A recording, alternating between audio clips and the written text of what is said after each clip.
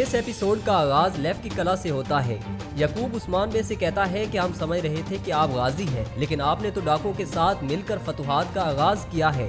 کیا آپ اس طرح لیف کی حاصل کرنے والے تھے؟ جس پر سنجاکسس کہتے ہیں کہ اگر ہم اتنا ہی نکارا تھے تو تم نے اپنے بیٹے کو کیوں بھیجا میرے پاس؟ ساتھ ہی عثمان بے کہتے ہیں کہ ہم غزہ کے سپاہی ہیں، اس سے کوئی فرق نہیں پڑتا کہ ہم کس کے ساتھ مل کر لڑتے ہیں، ہمارا مقصد ہمیشہ فتح ہے۔ جس پر یعقوب بے کہتے ہیں کہ مجھے آپ کا یہ رویہ پسند ہے، آپ ایک بہادر آدمی ہیں، لیکن یہ آپ کو زیب نہیں دیتا۔ اس کے بعد عثمان بے وہاں سے جانے لگتے ہیں تو یعقوب بے پیچھے سے کہتے ہیں کہ عثمان بے، لیف کے قلعہ آپ کی ملکیت ہے، اپنے سپاہیوں کے ساتھ یہاں آئیں، ترکوں میں اپنے نام کی شہرت حاصل کریں، بہادر لوگ آپ کے شانہ بشانہ کھڑے ہوں۔ جس پر عثمان بے حیرانگی سے کہتے ہیں کہ آپ کیا کہہ رہے ہیں یعقوب بے، آپ نے خون بہا کر یہ قلعہ حاصل کیا ہے، یہ قلعہ میری ملکیت کیوں ہوگا؟ جس پر یعقوب بے کہتے ہیں کیونکہ آپ سب سے زیادہ جنگیں لڑتے ہیں، لیف کے اب بازنطین کے ساتھ ہماری قریب ترین سرحد بن گئی ہے اور یہ دوسری فتوحات کا مرکز ہوگا۔ اس کے بعد یعقوب بے فرمان عثمان کو دیتے ہوئے کہتے ہیں کہ جن کے آباء و اجداد جنگیں لڑتے رہے، یہ قلعہ عثمان بے کا ہونا چاہیے۔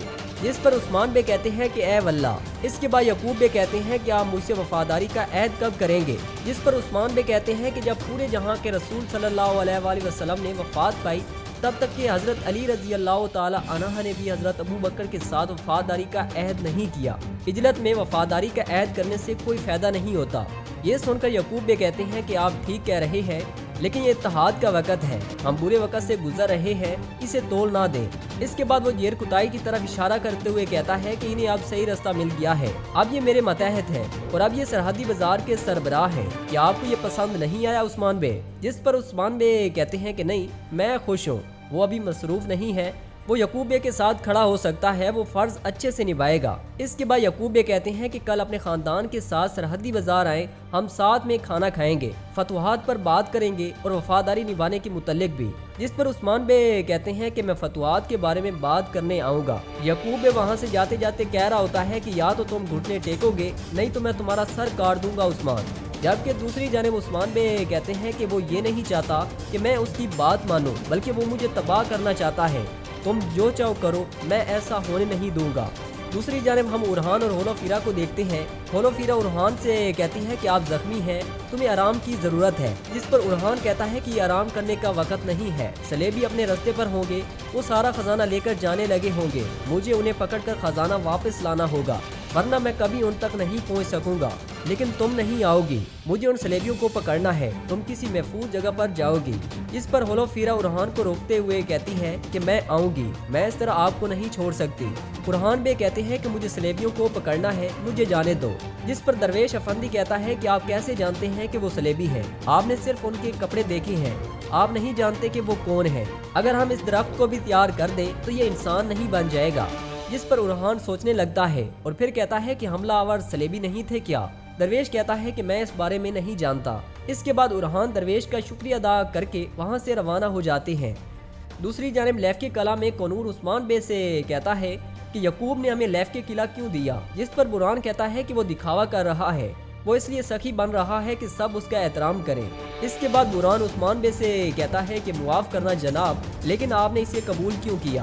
جس پر عثمان بے کہتے ہیں کہ یعقوب کی چالیں پوشیدہ ہیں، وہ ایک خطرناک جال بچھا رہا ہے، اس نے ہمیں قلعہ دیا ہے، لیکن اس نے یہ نہیں سوچا تھا کہ میں قلعہ لے لوں گا۔ اس طرح وہ سرداران کو دھوکہ دینے میں کامیاب ہو جاتا، وہ انہیں بتاتا کہ میں نے قلعہ سے انکار کر دیا، نہ فرمان پر عمل کیا اور نہ فتوحات کو مانا۔ جس پر بالا خاتون پوچھتی ہے کہ آپ فرمان حقیقی تھا؟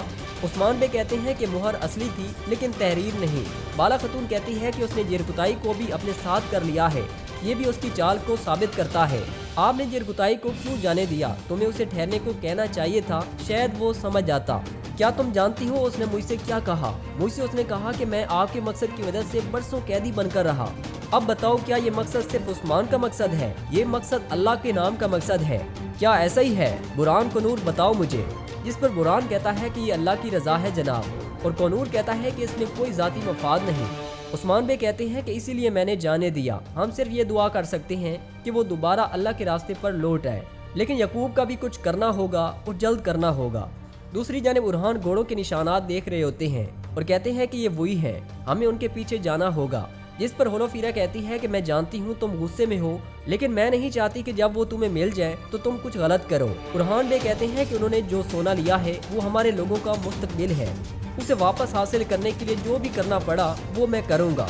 दूसरी जानिब अतमाजा मेमत से कहता है कि हमने सिर्फ एक हमले में इतना ज़्यादा माल गनीमत हासिल कर लिया जितना तमाम हमलों से भी हासिल ना कर सके। मेमत कहता है कि ये है दरमियान ओगलू की ताकत, जो दरमियान ओगलू की खिदमत करते हैं उनकी जेबें सोने से भरी रहती हैं।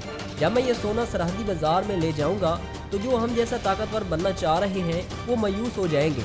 इसके बाद एक सिपाही आकर कहता है कि काफिले सड़क पर आने के लिए तैयार हैं, जिस पर मेमत कहता है कि चलो फिर हम आराम किए बगैर सरहदी बाजार जाएंगे। दूसरी जानिब गोंजा खातून अलाउद्दीन पर खंजर तान लेती है और कहती है देखो तुम क्या कर रहे हो। अलाउद्दीन बाईसंगर को पीछे हटने और तलवार म्यान में रखने को कहता है। इसके बाद गोंजा खातून भी अपना खंजर हटा लेती है और फिर कहती है कि क्या तुम डर गए हो।